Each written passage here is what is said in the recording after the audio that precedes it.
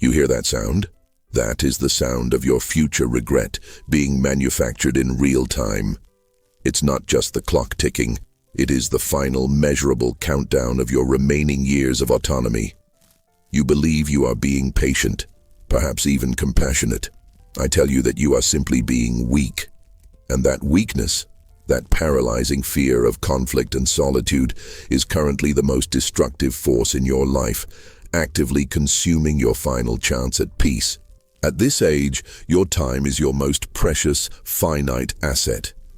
And you are spending it in conflicts that do not matter, enduring disrespect from people who are not worth the oxygen they breathe. If you die tomorrow, your last thought will not be one of love or fulfillment, but of cold, bitter anger at yourself for having wasted your most valuable commodity on people who did not deserve your time or your sacrifice. The core premise of this analysis is brutal, but necessary. Trauma is not what they did to you. It is the weakness you permit to keep draining your life today. You have to cut these people. Now, your continued paralysis is ensuring that your last decade is defined by financial stress, emotional abuse, and the profound sinking realization that you chose misery over the discomfort of confrontation. The trauma of your past has become the emotional crutch you use to justify your present inaction, convincing you that the fear of their anger is a greater threat than the slow, systemic destruction of your own life. This is the indecent proposal you've accepted. Trading your final years of health and peace for a temporary dishonest truce with people who will never respect you. This must end tonight. Your most significant failure, the one that will generate the most profound regret, is the failure to honor your own life. You have internalized the idea that your needs are secondary, and that the demands of a toxic parent, a demanding partner, or a negligent friend always take precedence. This is the direct result of the abuse trauma you endured, which programmed you to believe that loyalty means self-annihilation. You are spending your most scarce resource, your non-renewable time, in conflicts that do not matter, instead of dedicating it to the pursuits, hobbies, and authentic connections that would actually enrich your life. The analyst is here to tell you that this sacrifice is not noble. It is a catastrophic resource management failure, and it is entirely within your power to correct the budget right now. Look closely at the list of toxic individuals you are currently tolerating. Why are they still there? Because the rejection trauma you carry has convinced you that solitude is worse than misery. You are desperately clinging to any presence, any noise, any distraction, no matter how corrosive, to avoid facing the terrifying silence of being truly alone. This weakness, this fear of the void, is the fuel for their power. They know you won't leave because they know your deepest fear. But the truth is, the most profound loneliness is found not in isolation, but in the presence of people who consistently fail to see or respect you. Your continued compliance is the highest form of self-betrayal, ensuring that your life is consumed by drama and that your legacy is defined by weakness. The time for intellectual debate and emotional negotiation is over. We need to perform a cold, calculated audit of the final cost of this inertia, translating your current weakness into the tangible pain of terminal regret. The toxic triad, abuse, rejection, and failure, must be surgically linked to the specific, avoidable regrets that await you at the end of your life.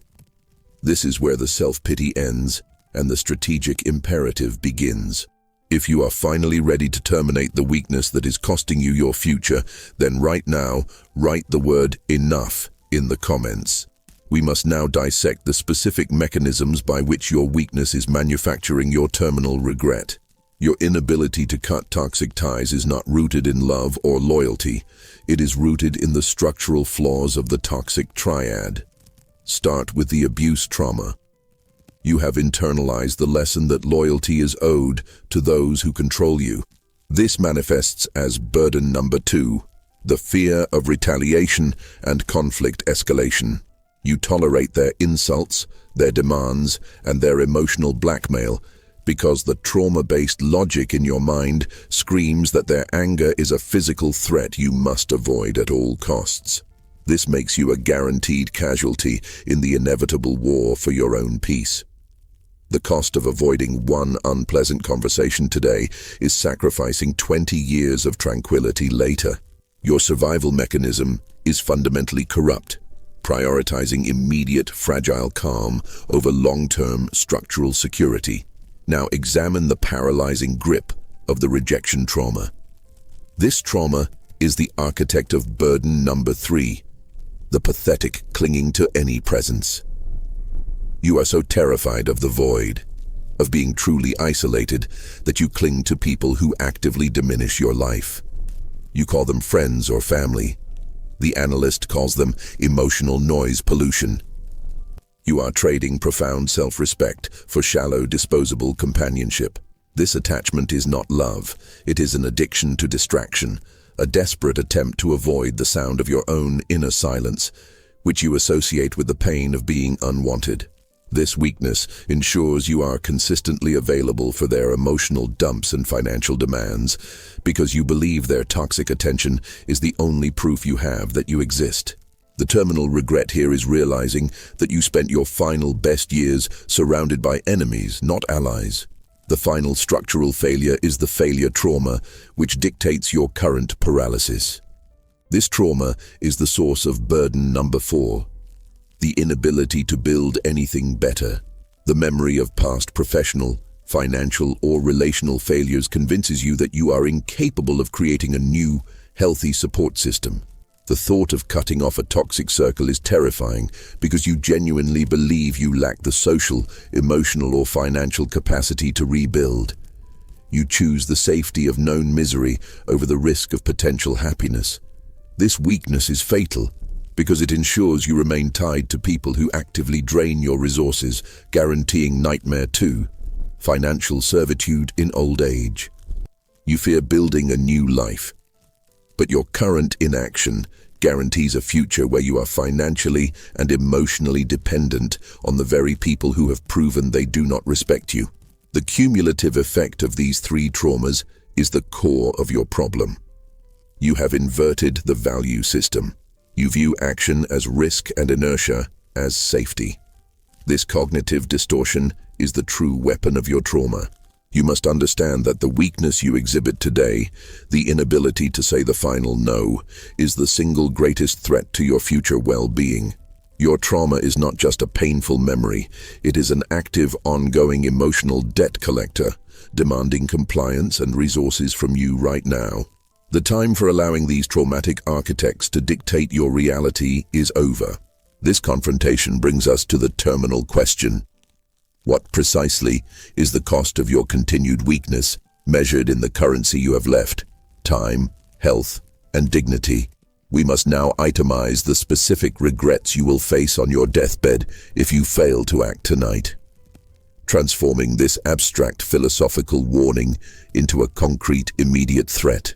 This inventory will be cold, detailed, and utterly unforgiving. You must internalize the true final cost of your failure to cut these people. Do not let your fear make you look away. Your survival depends on the ruthless honesty of the next segment. The crucial mistake you make tonight is burden number 5, the delusion of manageable toxicity. You cling to the irrational fantasy that if you just endure this toxic person for another few months, or perhaps until the next major holiday, the dynamic will somehow stabilize, or their demands will magically dissipate. This is not hope. It is pathological inertia, fueled by the trauma lie that avoiding conflict is the highest good. The analyst is here to inform you that toxicity is not a temporary condition.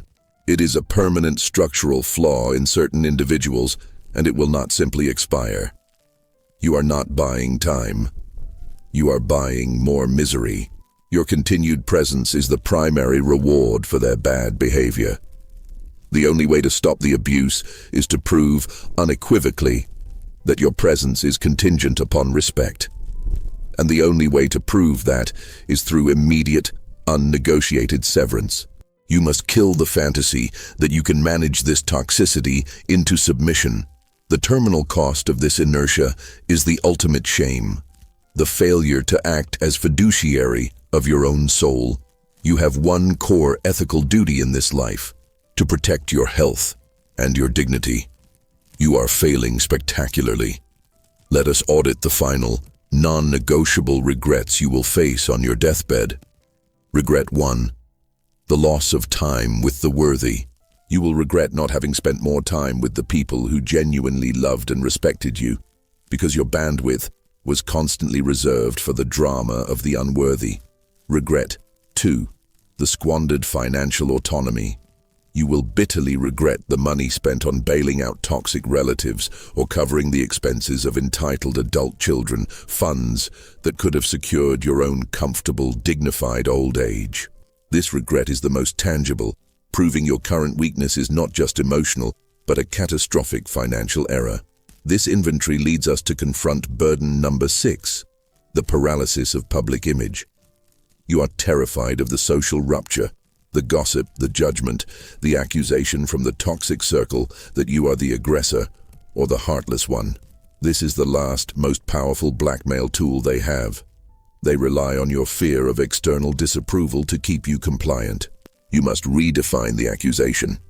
If being called selfish by a toxic person is the price of your peace, then you are a self-respecting genius. Their anger, their histrionics, and their public outrage are not proof of your failure. They are empirical evidence of your success. They are furious because they have lost control of their primary resource. You must learn to wear their contempt as a badge of honor, understanding that their rage is simply the sound of your cage being dismantled. The climax of this paralysis is recognizing the true nature of your co-production. The weakness of the present is actively honoring the wound of the past. You are not allowing the abuse to continue despite your trauma. You are allowing it to continue because the trauma created a familiar, if painful, comfort zone. The immediate terrifying action of cutting ties breaks the familiarity, forcing you into the unfamiliar territory of freedom. The only solution is the application of radical responsibility, accepting that, regardless of what happened in the past, your response tonight is 100% within your control. Your refusal to act is the only thing validating their power. The only power you lack is the power to continue being weak. The time for intellectualizing your pain is over. Your only viable strategic move is the immediate, cold termination of the parasitic relationship. There is no middle ground, no compromise, and no gentle way to tell a thief to return what they stole. The cut must be clean, absolute, and non-negotiable. The frailty of your current resolve is your greatest enemy. You must harness the fear of your terminal regret, the image of your 80-year-old self choked by bitterness, and use it as the final, necessary incentive for action. The next segment delivers the 3 strategic rules for the cold, clean cut. If you are committed to avoiding terminal regret, commit to your future self by hitting the subscribe button now and ringing the bell. Time for intellectual surrender is over. We move to the only viable strategy, the protocol of non-negotiation. This is your new Magna Carta, designed not for polite discussion, but for the immediate, irreversible termination of parasitic relationships. A cut must be clean, cold, and absolute. Your emotional paralysis is fueled by burden number 7, the fear of being the bad guy in the narrative. You fear the guilt and the inevitable victim performance the toxic person will stage. You must eliminate this fear by recognizing that their performance is the final proof of their reliance on your weakness. Your goal is not moral vindication, it is self-preservation. When you cut, you must accept the role of the aggressor in their story, because that accusation is the highest price you can pay for your own peace.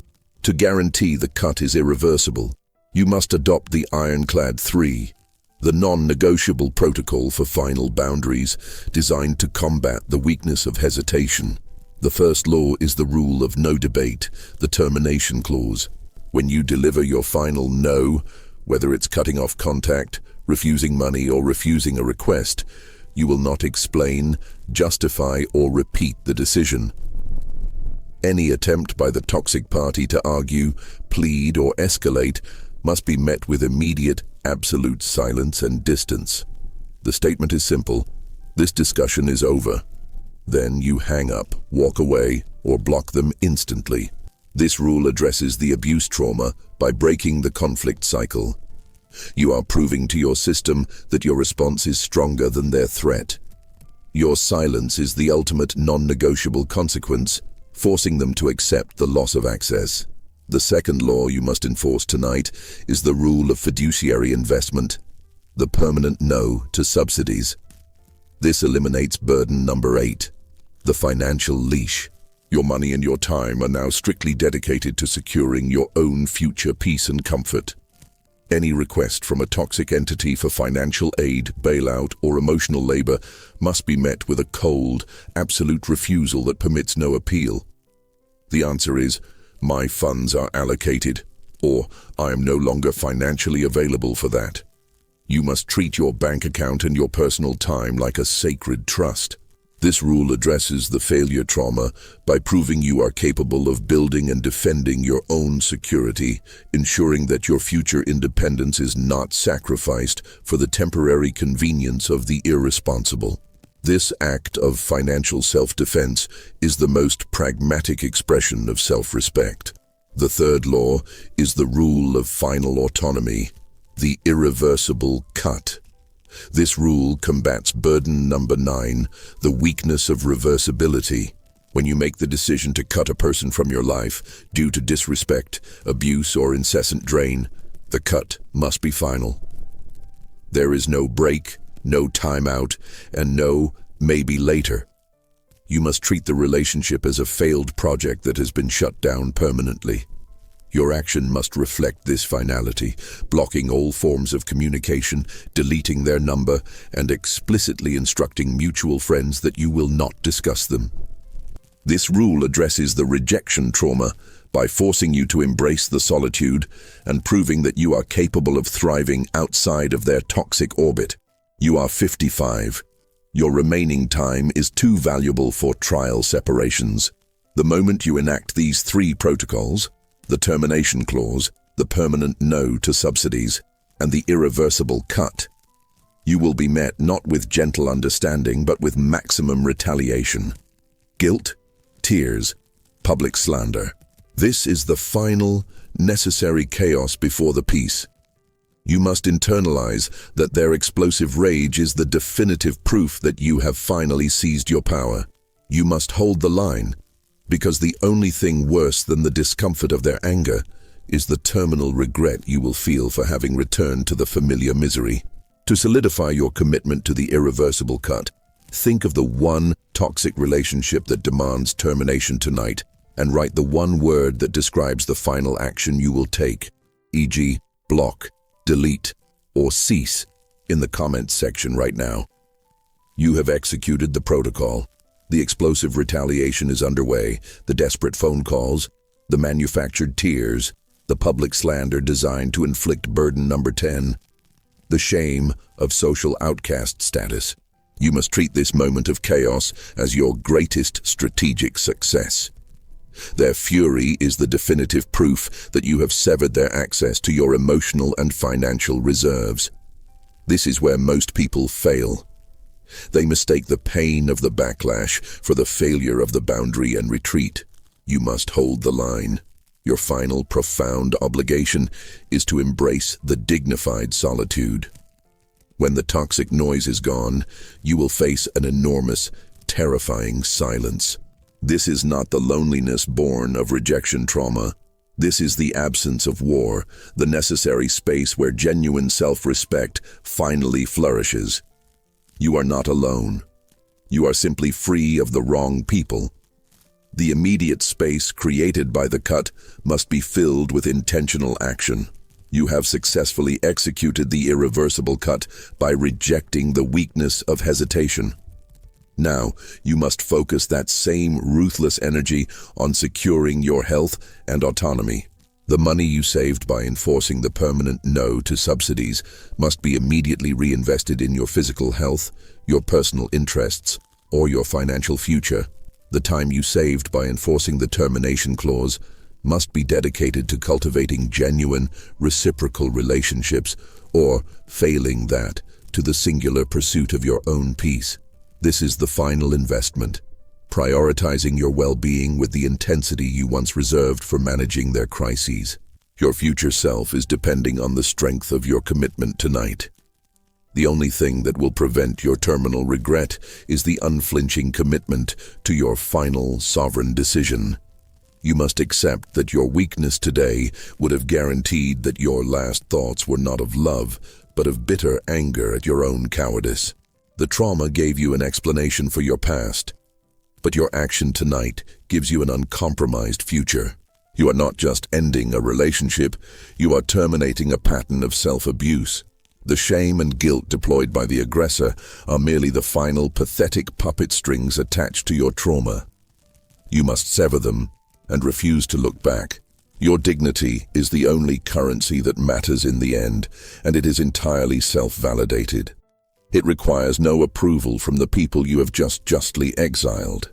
This process, this brutal philosophical confrontation, is the only path to the end-of-life peace you deserve. Your life is not defined by how much chaos you endured, but by how decisively you chose to terminate that suffering when the power was finally in your hands. That power is yours now, absolute and total. You must use your past pain not as an excuse for inaction, but as a hammer to crush the chains of your present compliance. You have the irreversible cut protocol. You have the protocol of non-negotiation. Your final act is to hold the line and let the toxic remnants dissipate into the necessary silence. You are free because you chose to be, and your freedom is not subject to their approval or regret. You have the strength to complete this. The time for hesitation has expired.